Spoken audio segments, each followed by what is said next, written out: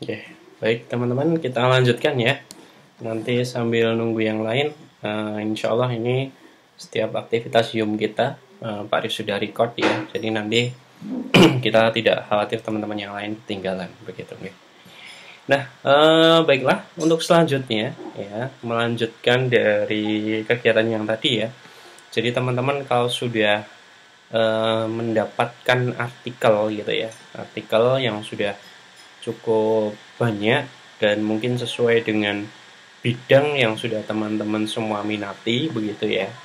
Nah, maka nanti teman-teman semua bisa mulai memasukkan hasil analisisnya itu ya dalam sebuah tabel gitu ya. Jadi tabel ini nanti yang akan membantu kita menemukan yang namanya novelty-nya gitu ya. Karena apa? Kita harus memasukkannya ke dalam tabel ya. Yang pertama adalah kita ketika kita sudah memasukkannya dalam tabel, nanti kita akan lebih jelas gitu ya, melihat gap antara riset yang satu dengan riset yang lain. Nah, semuanya arahnya terpencar berbeda-beda atau mereka merujuk pada satu case yang memang kita harapkan gitu ya. Atau mungkin dia malah analisisnya berbeda-beda, jauh dari jauh dan sebagainya. Nah, maka teman-teman semua untuk melakukan analisis itu ya, maka kita harus benar-benar istiqomah ya.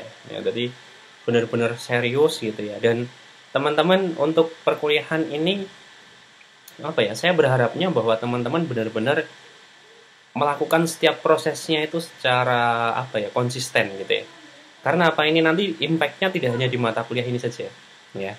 Jadi teman-teman misalkan nanti mendapat tugas dari Pak Arif ya untuk melakukan analisis ya, ini nanti manfaatnya akan berkelanjutan gitu ya. Nyambung ke skripsinya, nyambung ke identifikasinya gitu ya. Karena bagaimanapun proposal itu settingannya dia sistematis gitu ya. Ketika teman-teman menyusun latar belakang ya, itu nanti akan berkaitan dengan bab 2 juga gitu. Ya, dimana di situ ada kajian teorinya gitu ya. Nah, teori-teorinya kan nanti kalau teman-teman sudah mendapatkan referensi yang bagus-bagus gitu ya, referensinya kita tinggal ambil aja dari daftar pustakanya gitu ya. Sehingga kita proses pengkajiannya, menemukan bukunya ya, menemukan sumber literasinya itu akan jauh lebih cepat gitu ya. Sehingga dampaknya nanti akan ke belakang juga. Termasuk nanti juga teman-teman juga biasanya kan sulit untuk mencari referensi terkait dengan metode apa ya yang tepat untuk riset saya ini nanti ya gitu ya. Nah, itu nanti juga bisa teman-teman dapatkan melalui proses pengkajian yang mendalam tadi gitu.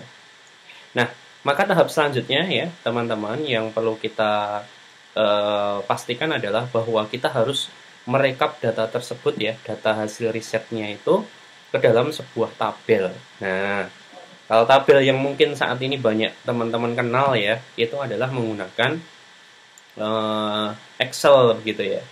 Tapi kita tahu bersama bahwa Excel itu mempunyai kelemahan ya. Kelemahannya apa? Kalau Excel itu hanya bisa dikerjakan ya di satu laptop saja ya. Kalau misalkan yang lain mengerjakan juga di situ, maka nanti kita harus ngirim filenya dulu ya.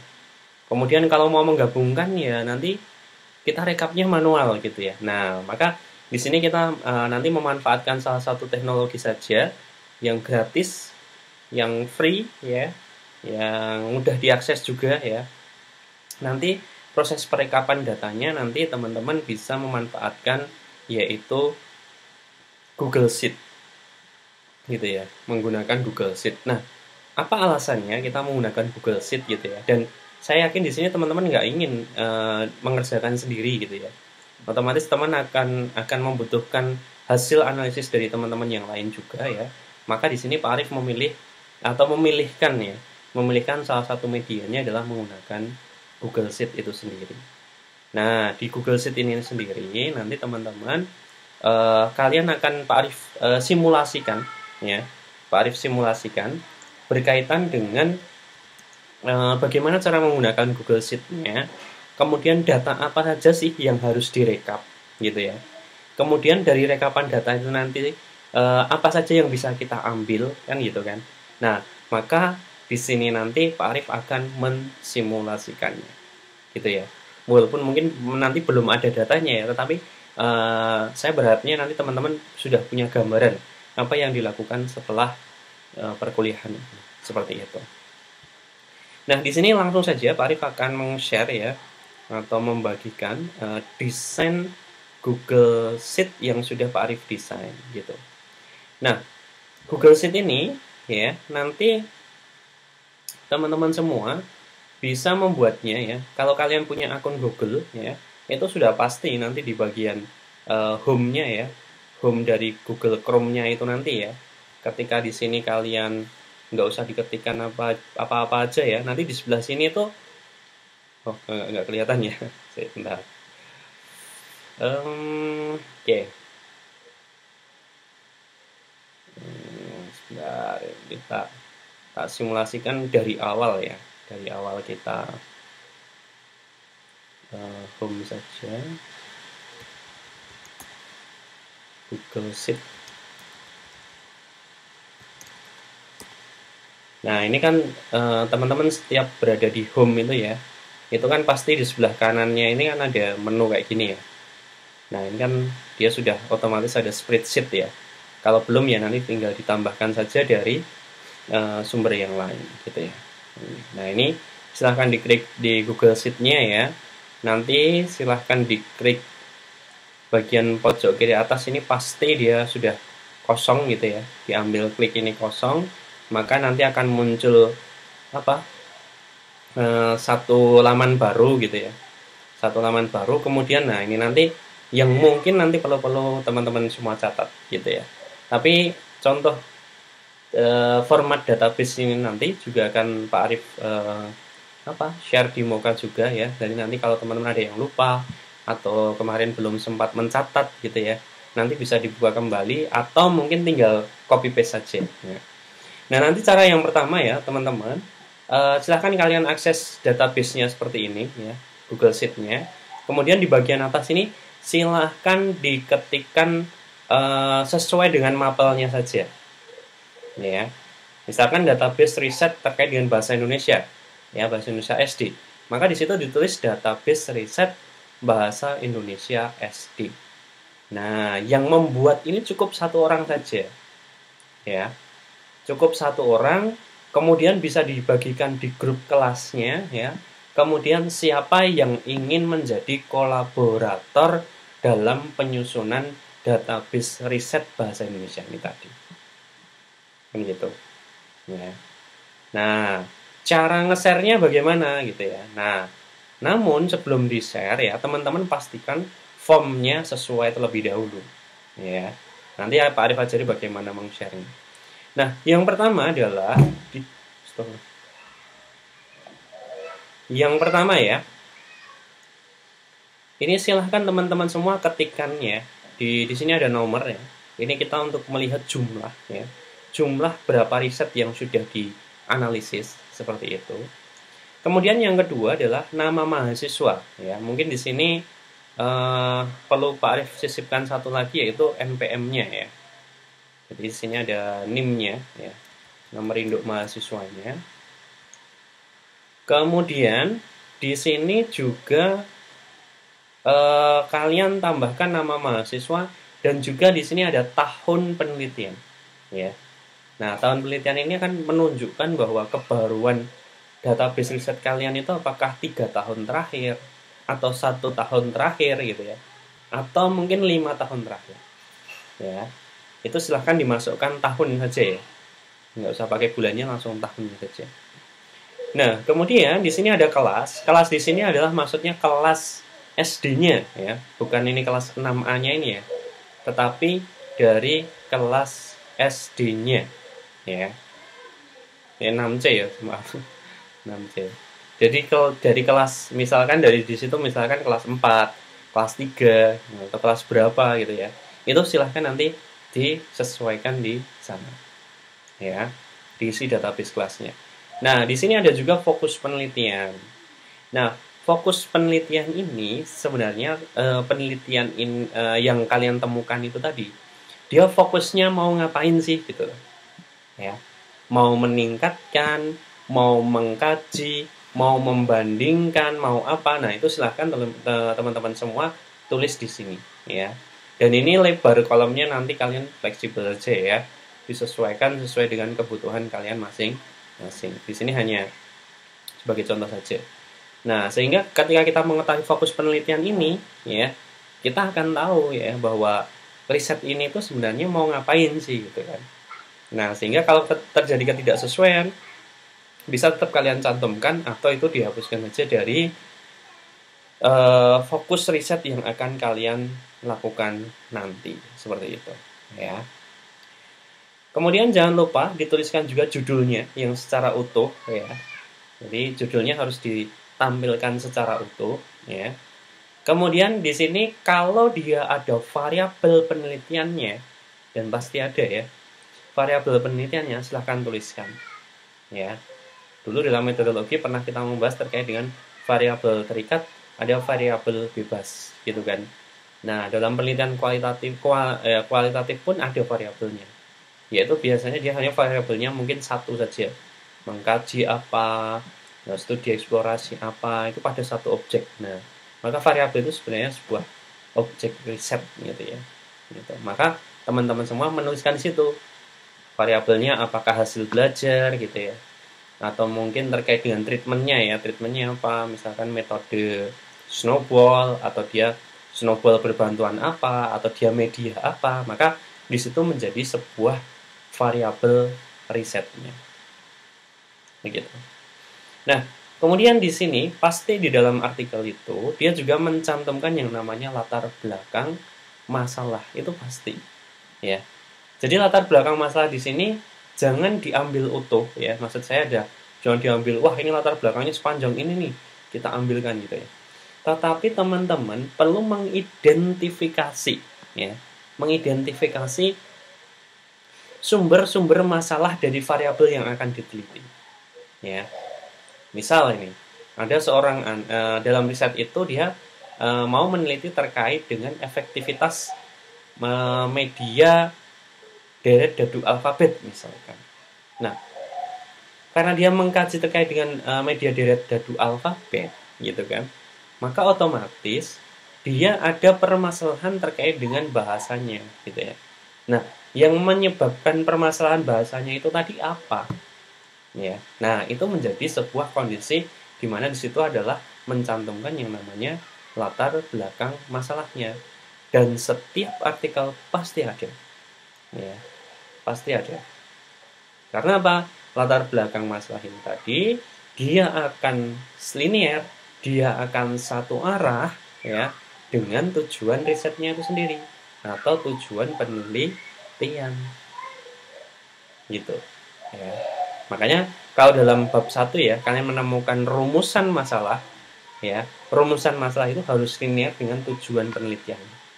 Rumusannya adalah apakah metode ceramah berbantuan media Scrabble dapat meningkatkan kemampuan membaca, maka tujuannya adalah untuk mengetahui pengaruh metode ceramah berbantuan media Scrabble terhadap ya, kemampuan berbicara misalkan.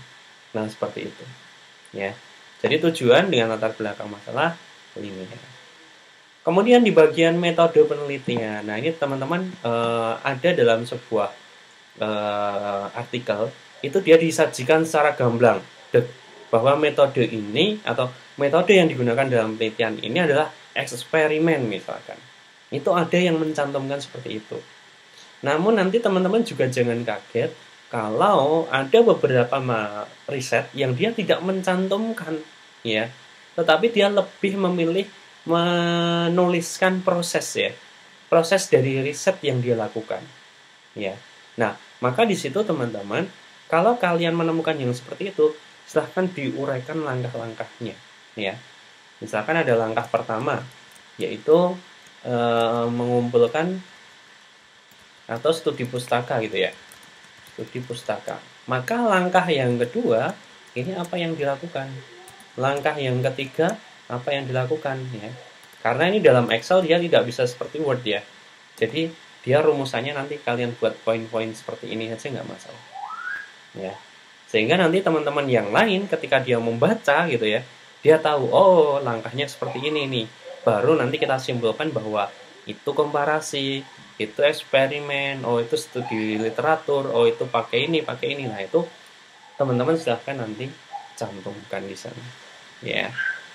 Nah, di bagian yang selanjutnya itu ada hasil penelitian. Jadi hasil penelitian di sini teman-teman jangan hanya berfokus pada angka saja, ya. Biasanya kita kalau melihat hasil penelitian itu hanya berfokus pada angka. Wow, ini meningkat 80%. Oh, ini meningkat sebanyak 90% gitu ya. Jadi hanya fokus pada itu. Tetapi kalian juga harus menguraikan gitu ya. Hasil risetnya itu apakah hanya berupa data itu hanya data itu saja gitu ya. Contoh seperti PTK ya. PTK itu kan dia tidak hanya hasilnya pada kesimpulan akhir saja, enggak. Tapi dia hasilnya itu berkaitan juga siklus pertama hasilnya seperti apa, siklus kedua seperti apa, siklus ketiga seperti apa, sehingga disimpulkan apa. Itu dia uraikan seperti itu, gitu ya. Nah, kalau dalam eksperimen kalian harus menjelaskan itu tadi, impact-nya apakah hanya berkaitan dengan satu hal yang diteliti saja, atau ada mungkin impact-impact yang lain. Nah, maka teman-teman dalam hasil penelitian itu diuraikan sedetail mungkin. Ya, mungkin. Nah, ini kan space-nya mungkin kurang ya. Tapi ini nanti kalau teman-teman semua copy paste di sini, insya Allah dia bisa menyesuaikan sendiri ya lebarnya. Nah, ini persentase keberhasilan ini jika ada saja ya. Jika ada, kalau tidak ada persentase keberhasilannya maka cukup diberikan tanda strip saja gitu. Ya. Langsung diberikan strip kalau misalkan tidak ada. Tapi kalau ada, cantumkan dia persentase keberhasilannya berapa, 80%, 90%, 100% gitu ya. Kemudian di sini yang terakhir adalah tautan artikelnya. Ya seperti biasa ya, bahwa di sini teman-teman belum kita tuntut untuk menulis secara daftar pustaka, tetapi di sini kalian wajib mencantumkan sumber yang kredibel, ya, yang bisa dipertanggungjawabkan, yang memang bisa dijadikan sebagai sebuah referensi.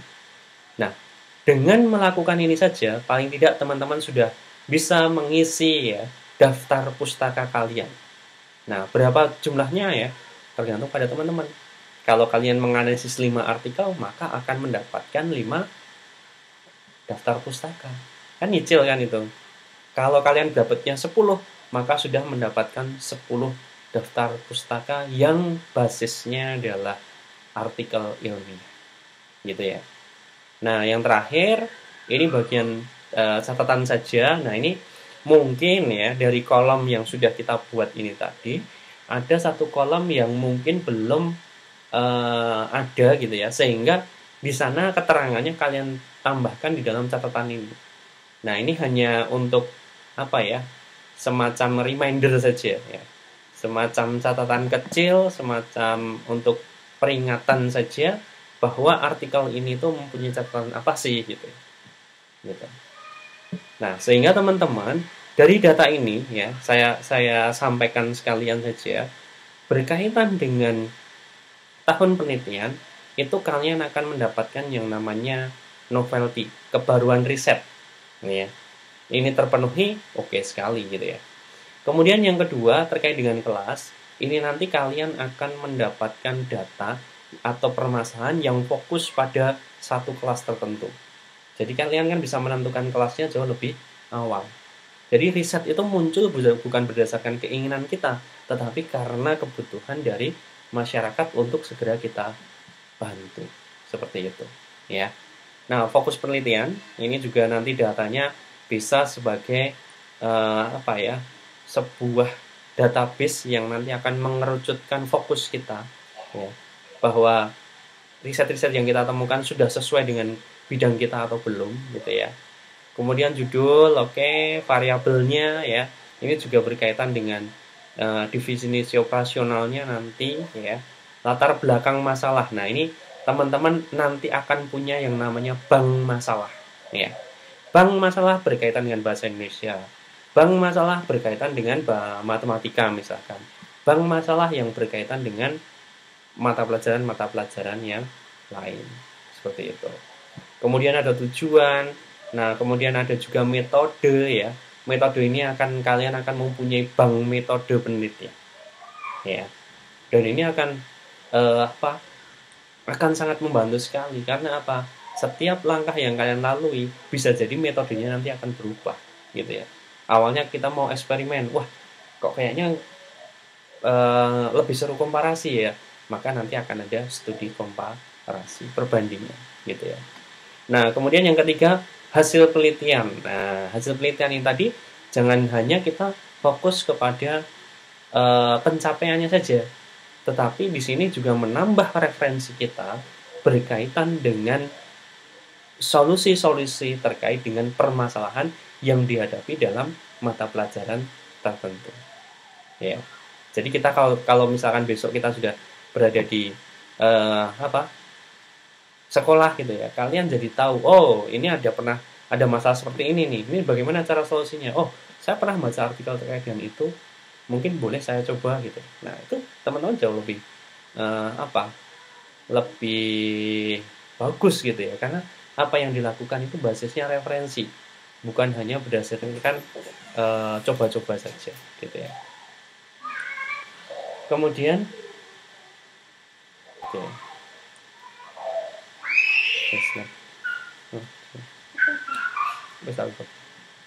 Oke, lanjut ya. Nah, kemudian terkait dengan persentase keberhasilan. Nah, ini nanti kita akan merujuk pada satu referensi gitu ya, di mana bukan metode sih, tapi dari variabel-variabel, dari treatment-treatment yang sudah dilakukan, itu mana yang paling optimal. Kan ini tinggal kita short saja nanti, ya kan? Wah, ini pakai metode ini hasilnya luar biasa, ini masalahnya apa ini? Nah, itu maka nanti akan membantu kita untuk menemukan metode yang paling bagus gitu ya, dari sekian metode yang ada. Dan yang terakhir berkaitan dengan tautan artikel, nah tentunya kan teman-teman ketika sudah menggunakan itu nanti akan kembali lagi ya, mencari, oh iya, kemarin sumbernya di mana ya. Maka dengan cara ini kalian tidak akan pernah kehilangan sumber referensinya gitu ya, karena tautannya akan terus ada dan juga bisa kalian buka sewaktu-waktu seperti itu. Nah, setelah ini semua selesai gitu ya, sudah kalian isi, taruhlah di sini kan ada sekitar 34 mahasiswa ya. Tadi awalnya ada sekitar 40-an berapa gitu ya.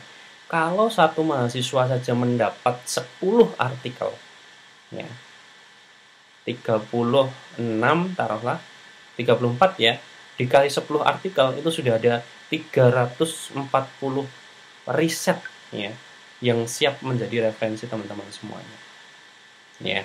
Dan yang fokusnya ke bahasa Indonesia, jangan anti dengan yang matematika ya kan. Nanti siapa tahu pas lihat hasil risetnya dari matematika, wih ini keren sekali nih, saya juga pengen ini nyoba ini gitu kan. Nah itu akhirnya muncul ketertarikan itu, dan itu tidak bisa dipungkiri ya. Dan teman-teman jangan terlalu safety-nya terlalu besar gitu ya. Aku minta linknya yang kelompok bahasa Indonesia dong gitu kan. Bagi aja gitu ya. Bagi aja gitu. Nah, awalnya kita bagi dengan settingan bahwa dia sebagai viewer saja, hanya pelihat saja gitu ya. Nah, kalau mereka mau kontribusi baru kita setting dia menjadi editor gitu ya.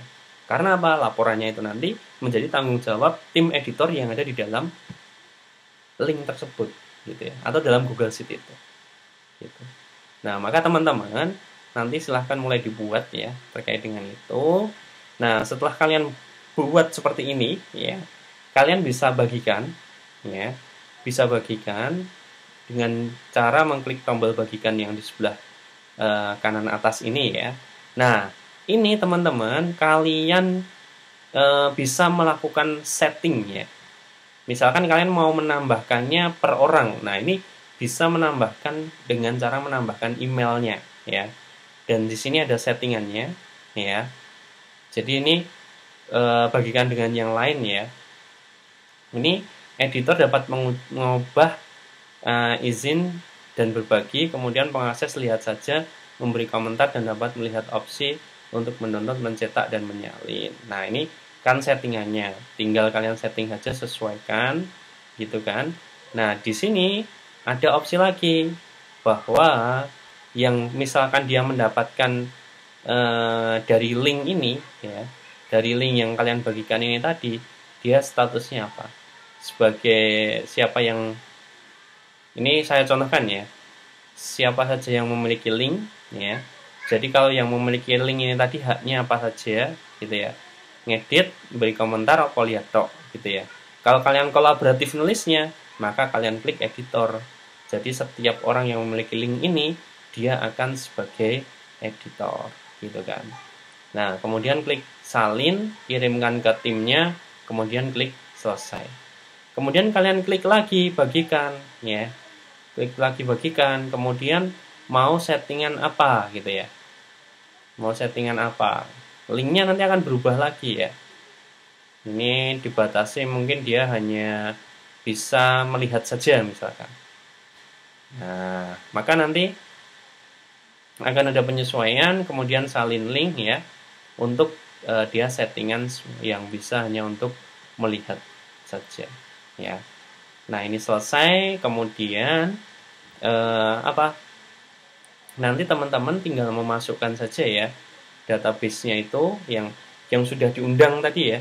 Yang sudah diundang itu otomatis dia bisa mengisi ini ya, menyesuaikan data-datanya. Dan hati-hati ketika kalian mengubah data, jangan sampai itu bertuburkan dengan data mahasiswa yang lain ya. Yang jelas nanti di sini akan ada ini statusnya, siapa yang lagi on gitu ya, siapa yang tidak. Nah, itu teman-teman bisa melihatnya dari sana ya. Jangan sampai misalkan siapa ya, Mbak Dwi misalkan ya, Mbak Dwi baru ngedit gitu kan. Nah, nanti ada mahasiswa lain masuk kemudian malah ngapus gitu ya, malah ngapus. Nah, itu hati-hati ya. Nah, jadi perlu di backup juga nanti.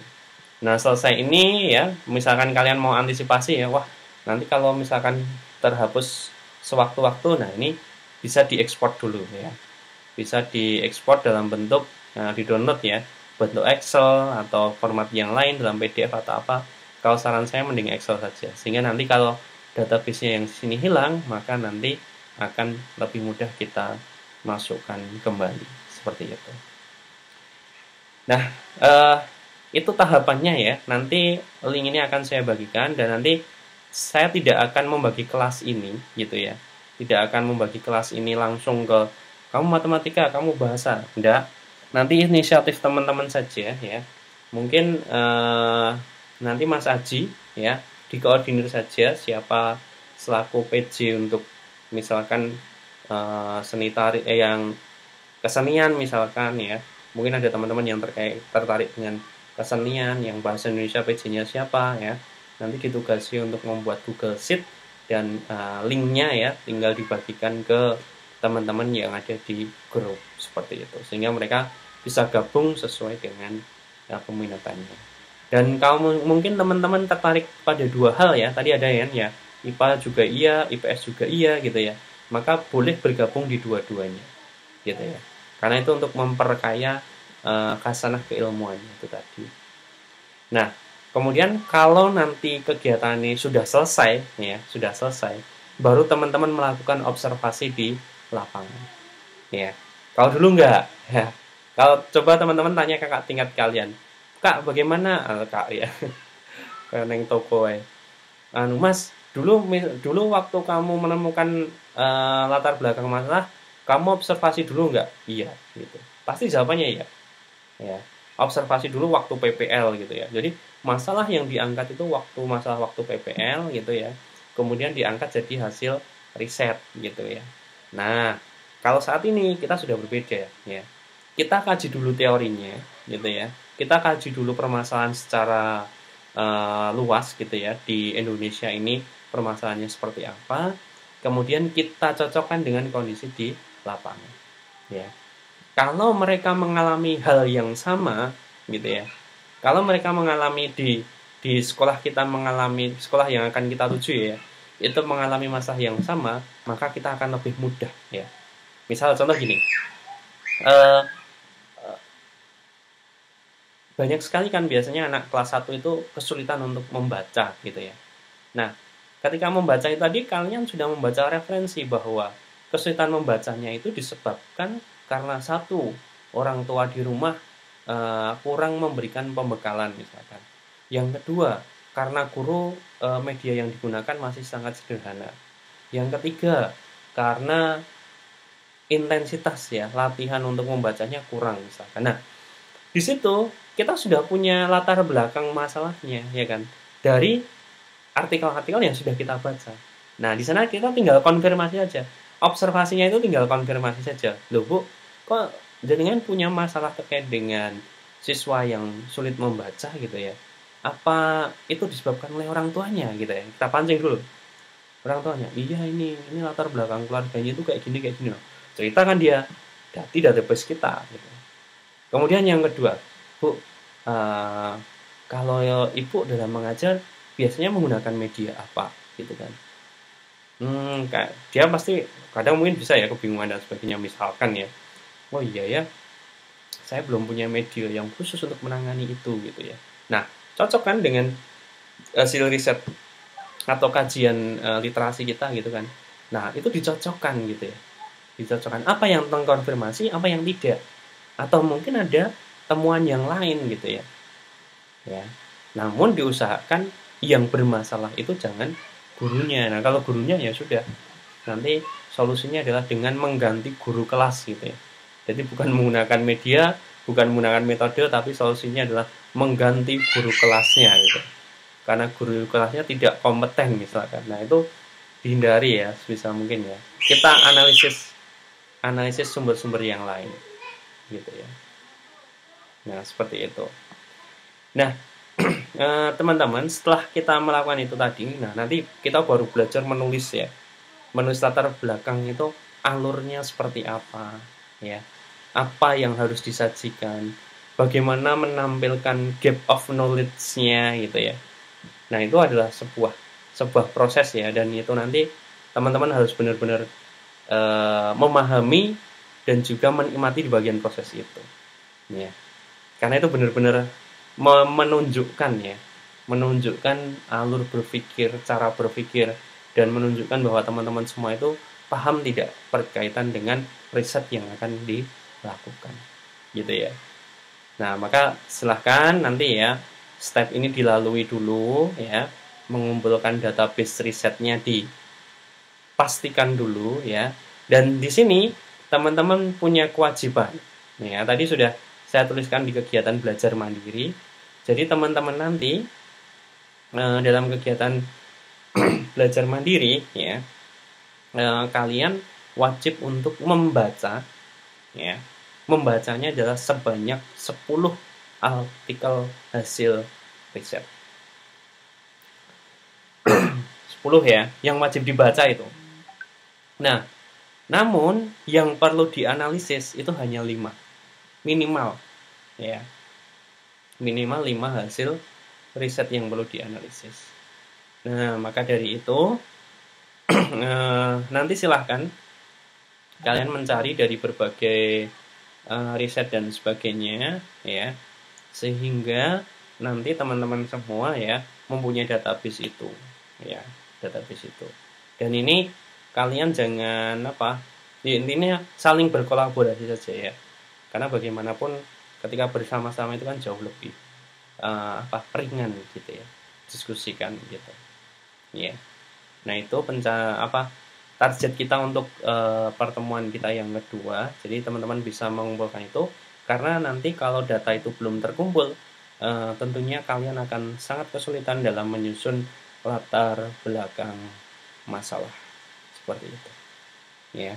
Karena latar belakang masalah itu berkaitan dengan kondisi ideal gitu ya. Kemudian ada kondisi di lapangan gitu ya. Kemudian analisis solusi yang ditawarkan gitu ya. Sehingga di situ memunculkan berbagai macam identifikasi gitu ya. Nah, itu perlu disajikan. Belum lagi kalau berkaitan dengan identifikasi masalah ya. Jadi identifikasi masalah itu nanti semuanya muncul di bagian latar belakang masalahnya ya. Identifikasinya baru kita letakkan di bawahnya gitu. Nah ini mungkin masih abstrak ya, belum konkret karena kita belum melakukannya secara langsung. Tetapi nanti kalau kita sudah melakukannya secara langsung, insya Allah teman-teman akan lebih mudah memahaminya ya.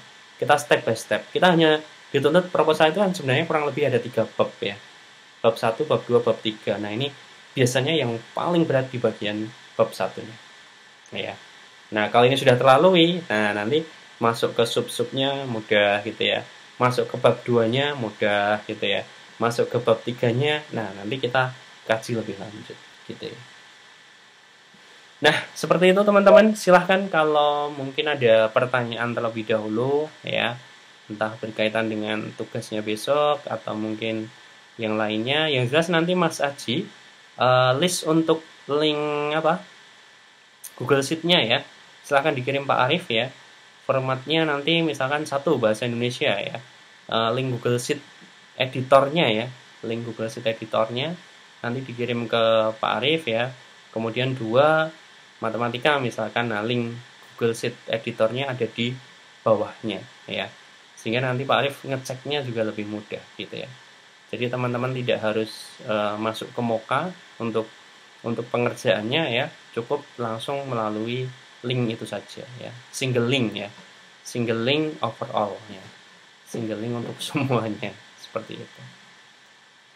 Ya, silahkan mungkin ada yang perlu Pak Arif perjelas atau mungkin ada bagian-bagian yang belum dipahami, silahkan bisa disampaikan seperti itu.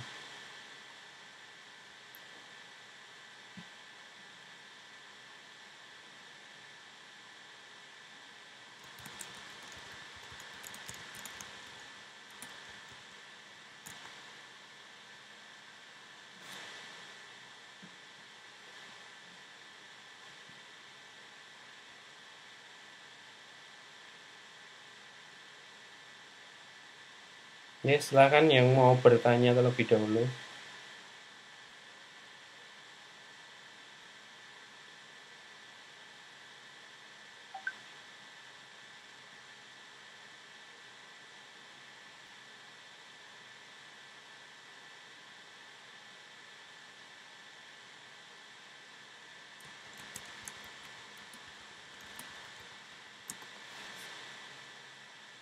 Nggak ada? Ya, baiklah. Kalau mungkin sudah tidak ada, ya cukup jelas ya. Nanti aktivitasnya dari teman-teman mungkin setelah ini bisa langsung ya, bisa mengakses dari Garuda gitu ya. Untuk sumbernya bisa Google Scholar juga. Yang penting yang perlu dicek adalah sumber referensinya sesuai gitu ya, atau mungkin kredibel untuk bisa digunakan gitu ya.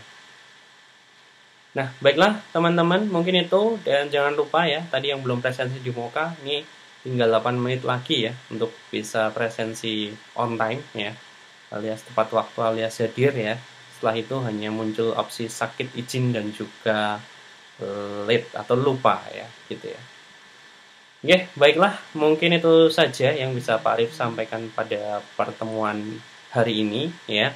Insya Allah rekaman video ini nanti bisa diputar kembali melalui Moka ya, di aktivitas ya, di aktivitas apa yang pertemuan kedua gitu ya. Nanti ada yang bagian paling atas pertemuan tatap muka ya, tatap mukanya, sehingga nanti kalau ada bagian yang belum jelas bisa diputar kembali, dan kalau ada yang perlu didiskusikan nanti bisa diskusi dengan teman atau mungkin bisa japri ke Pak Arif gitu ya. Oke, itu saja. Terima kasih teman-teman atas kehadiran dan juga atensinya. Mari kita tutup pertemuan kita pada siang hari ini dengan bacaan hamdalah bersama-sama. Alhamdulillah. Ya, apabila ada kekurangan dalam saya menyampaikan, saya mohon maaf. Wassalamualaikum warahmatullahi wabarakatuh. Terima kasih, Pak. Sama-sama. Ye.